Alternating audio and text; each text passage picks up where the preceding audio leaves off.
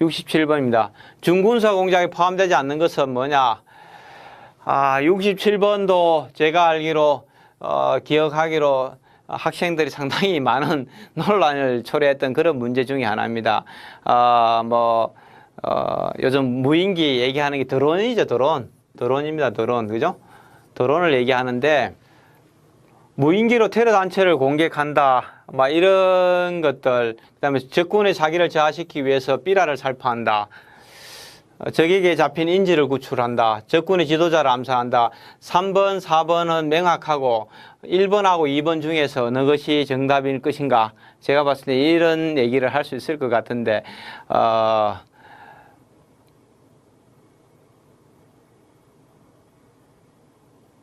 2번이 정답인 것 같습니다. 제가 봤을 때는 2번이 정답입니다. 그죠? 2번이 정답인 것 같습니다. 이거는 선전공작이죠. 선전공작. 삐라를 살포하니까 선전공작이라고 볼 수 있을 것 같습니다. 중군사 공작은 일단 뭡니까? 뭔가에 특히 그 무력이 동원된다 이렇게 볼 수 있을 것 같고요. 무인기도 마찬가지입니다. 지금 현재 그 아프가니스탄이라든지 예멘이라든지 시리아라든지 이라크에서 미국이 무인기를 활용해서 테러 단체라든지 여러 가지 적군들에게 공격하는 이런 일들이 지금 많이 일어나고 있는데 이 부분도 중군사 공작이라고 볼 수 있을 것 같습니다. 68번입니다. 베트남 전쟁 기간 중 벌인 손타의 작전, 독수리 발톱 작전은 비밀 공작 어디에 하는가? 어쨌든 구출 공작입니다. 구출 공작. 그래서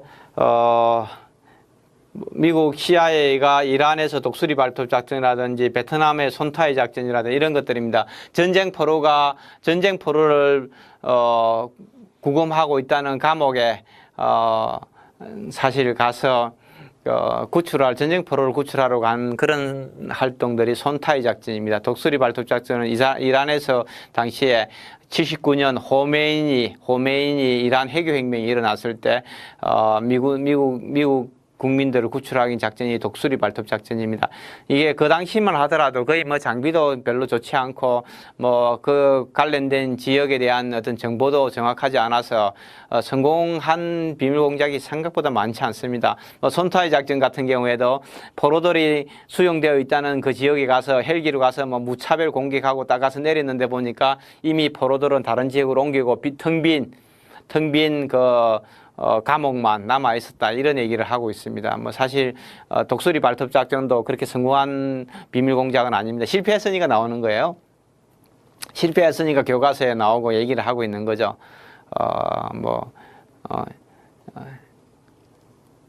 중군사 공작입니다. 69번입니다. 손자병법에 적을 제압하기 위한 4가지 기체에 대한 설명을 올바르지 않은 것은 뭐냐? 그래서 손자병법에 4가지 계책이 나면 벌모, 적의 의도를 무너뜨리라. 벌교, 적의 우호 세력을 차단시켜라. 벌병, 적의 군대의 사기를 저하시키라. 공성, 적의 성을 직접 공격해라. 이런 게 손자병법의 4가지 계책입니다. 우리가 사장 첩보 수집에서 손자병법의 용간편에 간첩을 분류하는 게 향간, 내간, 사간, 생간 이런 것들 얘기를 했었는데 손자병법의 4가지 계책이 또 나왔습니다. 벌묘, 벌교, 벌병, 공성. 그래서 최하책은 공성이고 최상책은 벌모다. 이런 얘기를 했습니다. 싸우지 않고 이겨라. 이런 얘기를 합니다. 손자는. 싸우지 않고 이기는 것이 최고다. 싸우지 말아라. 군사적 방법은 벌병, 공성 2가지다. 군사적인 방법은 공성만 관련됐다. 이렇게 얘기합니다. 공성만 관련되어 있다. 이렇게 군사적인 방법입니다. 벌교는 적을 지원하는 세력을 차단하기 위한 방책을 말한다. 그죠? 벌병은 적의 사기를 때리고 약화시키는 걸 말한다. 이렇게 되어 있습니다. 69번 문제도 2016년도 기출 문제인데 학생들이 저한테 또 질문이 많고 아마 인터넷에서 이런 논란들이 많은 그 카페나 이런 데서 논란이 많은 문제로 알고 있습니다. 그래서 벌교도 벌병도 군대의 사기를 저하는 게 아니라 이것도 마찬가지로 군사적인 활동이다. 벌병과 공성이 군사적인 활동이다. 그러면서 네이버에서 검색해가지고 그 지식인인가 그걸 검색해서 저한테 그걸 그대로 또 카피해서 보내가지고 봐라. 네이버 지식인에서도 이렇게 얘기되어 있다. 이렇게 얘기하면서 제 책의 정답이 틀렸다 이렇게 얘기하는 학생들도 뭐 몇 명 있었습니다. 몇 명 있었는데 일단 이 문제도 똑같습니다. 저는 명확하게 벌교 정답이 2번이다 이렇게 얘기할 수 있을 것 같고요. 벌병만 공성만 벌병은 아니라 공성만 군사적인 활동이다. 직접적인 군사적인 활동이다 이렇게 볼 수 있을 것 같습니다. 70번입니다. 선전공작에 대한 설명을 올바르지 않은 것은 뭐냐? 선전공작은 자국이 다른 나라에 진행하는 선전공작만을 하는 게 아니라 백색선전은 자국이 다른 나라에서 진행하는 선전공작만을 말하는 것이 아니라 백색선전, 회색선전, 흑색선전은 뭐라고 얘기했습니까? 앞에서도 얘기했습니다. 선전공작의 종류입니다. 그죠? 백색, 회색, 흑색은 뭡니까? 출처를 알 수가 있느냐? 출처를 누구나 알 수 있으면 백색선전, 출처가 아리까리하다 하면 회색선전, 출처가 누군지 도대체 알 수가 없다 이런 것이 흑색선전입니다. 나쁜 말을 한다고 해서 상대편에 비방하는 내용이 있다 해서 흑색선전은 아닙니다. 출처를 알 수 있느냐 없느냐에 따라 구분할 수 있습니다. 그래서 이런 부분들이 회색선전은 출처를 밝히지 않지만 대충 알 수 있다. 흑색선전은 거의 적군처럼 위장해서 거의 알기가 어렵다. 해외에서 실행한 선전공작 내용이 국내 언론에 사실처럼 보도되는 그런 사례를 뭐라고 그랬습니까? 블로우백이라고 얘기했습니다. 그죠? 블로우백이라고 얘기했습니다. 그죠? 이런 것들이 있다. 이렇게 얘기하고 있습니다. 71번입니다. 비밀공작에 대한 설명을 올바르지 않는 것은 뭐냐? 국가정보기관이 수행하는 공작이기 때문에 모두 정당화될 수 있다. 참 불법이지만은 정당화는 하는 거죠. 정당하지 않으면 하면 안 되는 거죠. 그죠? 정당한 전쟁 이론, 정당한 비밀 공작 이론, 제가 앞에서도 좀 설명을 드렸습니다. 그죠? 일단 합리화 시키는 겁니다. 그렇게 해야 하는 거죠. 공작원들도 어떻게 보면 정보기관 직원들도 사람인데, 내가 악을 저지른다. 이게 국가를 위해서 필요한 선이다. 악을 없애고 선을 지향하는 일이다. 생각해야 내가 자발적으로 가서 무슨 짓이든 다 할 수 있는 거죠. 근데 이게 내가 생각해 나는 교회 다니는데 나는 아니면은 절에 다니는데 나는 아니면은 어디 다니는데 종교인으로서 도대체 이건 할 수가 없는 일이다. 왜 사람을 죽이느냐? 무고한 양민을 죽이느냐? 왜 사람을 이런 얘기를 하는 거잖아. 이런 생각이 딱 드는 순간에 이미 뭡니까? 공작은 할 수가 없는 거죠. 그래서 모두 정당화될 수 있어야 됩니다. 테러와 같은 비대칭 전장에서 비밀공작은 가장 효과 있는 대안으로 부각되고 있다. 그렇습니다. 그죠? 9.11 테러 이후에 2001년도 9.11 테러 이후에 테러와의 전쟁들을 지금 하고 있는데 어떻게 정상적으로 싸울 방법이 없잖아요. 게릴라처럼 사람 죽이고 치고 빠지고 아프가니스탄에서 저 산악 지역에 동굴 파고 들어 숨어 있는데 정규군 10만 명, 20만 명을 데리고 갖고 가서도 할 방법이 없어요. 제일 확실한 방법은 뭡니까? 비밀공작이라는 거죠. 국제규범에 명백하게 위배되는 불법 행위다. 국제규범이고 나발에 필요 없다는 얘기입니다. 그죠? 이게 무슨 필요가 있어요? 국가의 이익이 최고죠. 국가의 이익이. 그죠? 국가의 이익이 최고입니다. 일반적인 기준으로 비밀공작의 성공과 실패를 평가하기는 어렵다. 그렇습니다. 그죠?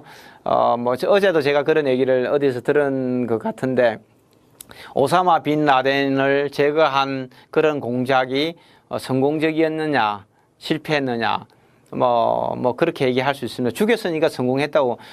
그렇잖아요. 알카에다의 수계를, 두목을 죽였어요. 성공한 비밀 공작이죠. 어떻게 죽이기도 쉽지 않아요. 거의 한 10년 가까이를 추적 다녔으니까요. CIA가. 그런데 오사마 빈 라덴이 죽고 나서는 모든 게 끝날 줄 알았다는 거죠. 끝날 줄 알았는데 테러는 지금도 오늘도 일어나고 있어요. 오늘도 아프가니스탄이라든지 파키스탄이라든지 예멘이라든지 이라크에서 오늘도 자살폭탄이라든지 테러로 인해서 수십 명이 사망하고 있습니다. 오늘도.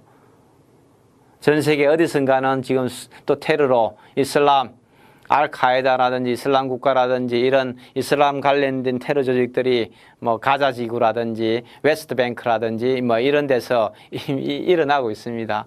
성공했다, 실패했다 일반적인 기준으로 할 수가 없다는 얘기입니다. 그래서 비밀 공작이 사실상 뭐 여러 가지 팬시한 얘기도 많고 재미있는 내용도 많습니다. 많은데 시험 문제는 아주 좀 단순합니다.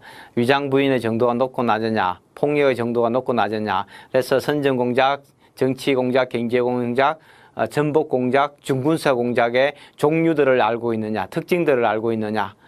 그다음에 뭐 미국이 실행한 비밀 공작들의 성공 여부와 실패 여부들, 그런 특징들, 그래 미국이 수행한 각종 비밀 공작들이 어느 카테고리에 포함되느냐, 뭐 이런 부분들이 그동안에 출제가 되어 있었고, 뭐 앞으로도 마찬가지입니다. 그 이상 크게 벗어날 문제들은 없다고 그렇게 저는 좀 판단이 되어집니다. 그래서 뭐 비밀 공작도 지금까지 나온 내용들, 뭐 이런 부분들만 좀 충실하시면 좋을 것 같고요. 가끔씩 뭐 정당한 전쟁 이론 뭐 이런 얘기들이 한 번씩 출제가 되거나 비밀 공작의 정의, 국가별로 정의 이런 문제들이 출제되는데, 그냥 간단하게 생각하시면은 미국과 러시아, 중국, 미국과 러시아, 영국 한 3개국 정도가 이런 어떤 정보기관의 활동이라든지 조직이라든지 구조라든지 체계라든지 논리라든지 뭐 이런 부분들을 리딩하고 있는 국가지, 뭐 다른 나라들, 중국이라든지 일본이라든지 뭐 프랑스라든지 독일이라든지 이런 나라들은 사실상은 이런 체계를 구성해 본 적도 없고 그럴 능력도 없고 또 그런 그 비밀공작을 수행할 능력도 없습니다. 그렇다 보니까 그런 나라들이 뭐 어떤 정의를 했다 이런 것들이 공개적으로 나타나 있거나 공부를 하거나 시험 문제 출제될 가능성이 없다. 이렇게 생각하시면은 아까 비밀공작의 정의를 한 게 프랑스가 뭐라고 얘기했다. 사실 뭐 신경 쓸 필요 없다는 거, 그럴 가능성이 없는 나라라는 얘기입니다. 그래서 그런 문제들이 이거 뭐 이런 것까지 다 외워야 됩니까? 복잡합니다. 생각하지만은 뭐 그렇게 복잡한 문제들은 아니다. 이렇게 생각하시면 좋을 것 같습니다. 7강 비밀공작 여기서 마치도록 하겠습니다.